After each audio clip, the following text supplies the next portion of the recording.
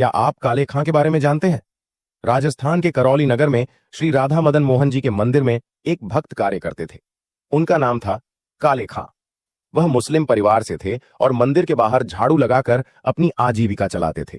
दूसरे धर्म का सदस्य होने के नाते वह कभी मंदिर परिसर में नहीं जाते थे। एक दिन जब सफाई करने वाला सेवक अनुपस्थित था, उन्हें मंदिर के अंदर झाड़ू लगाने के लिए कहा गया।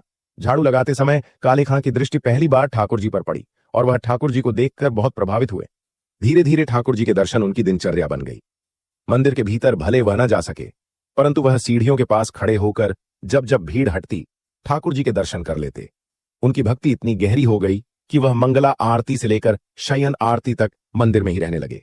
उनकी पत्नी उनसे दूर रहने लगी, लेकिन काले खां को अब इन बातों की परवाह नहीं थी। वह स्वतंत्र रूप से ठाकुर जी के दर्शन करने लगे। समाज में उनकी भक्ति का मजाक उड़ाया गया। लोग कहते, अल्लाह ने इसे संतान नहीं दी क्योंकि यह काफिर हो गया है। रोज रोज के ये ताने सुनते सुनते उनका मन बहुत दुखी हो गया। एक दिन काले खां ने ठाकुर जी से प्रार्थना की, हे प्रभु, मुझे एक पुत्र दीजिए ताकि लोग मेरा उपहास न करें और मैं शांति से आपकी भक्ति कर सकूं। कुछ समय बाद ठाकुर जी की कृपा से उन्हें एक पुत्र हुआ। वर्षों बाद जब बालक 7-8 वर्ष का हुआ, एक दिन यमुना किनारे खेलते समय उसे सांप ने काट लिया। काले खां उस समय मंदिर में आरती में लीन थे। पत्नी के रोने चिल्लाने पर भी वे ठाकुर जी की आरती पूरी करने से पीछे नहीं हटे। वह ठाकुर जी से बोले, हे ठाकुर जी, आप क्यों मुझे चैन से नहीं बैठने देते? मुझे पता है यह सब आपकी लीला है। आरती के बाद जब वे नदी किनारे पहुंचे, तब तक वैद्य ने बालक को मृत घोषित कर दिया था। काले खां की पत्नी ने अपने पुत्र को उठाया और मदन मोहन जी के द्वार पर लाकर रख दिया। वह चिल्लाई, कहते थे कि यह संतान मदन मोहन लाल ने दी है, तो अब उसे जीवित करके दिखाएं।